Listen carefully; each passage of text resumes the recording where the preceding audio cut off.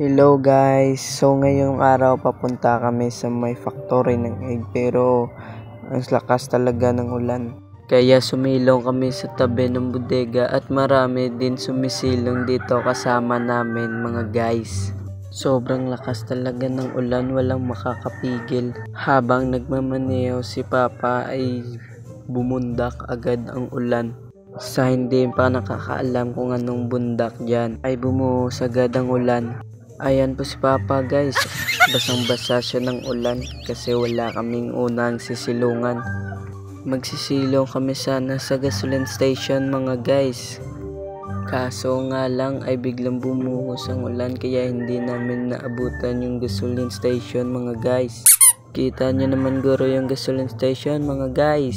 Dito ay tinakpan ni Papa yung bigas baka maulanan. Ito yung mukha namin parang basang sisiw. Tignan nyo sila. Mapapatawa ka na lang talaga. Wala nang ulan mga guys kaya bumiyahe kami ulit.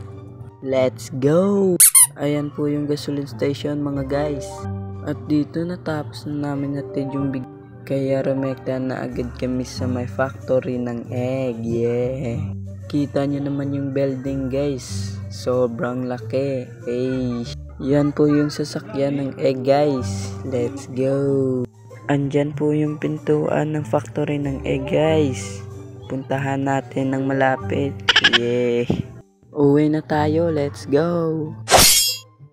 Dito mga guys, pauwi na kami at yung itlog na kuha namin, 10 tray.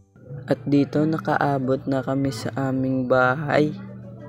Sumobra sa lamisa yung itlog. Kaya dito na pinasok sa loob. Yes. Woo! Tignan nyo guys.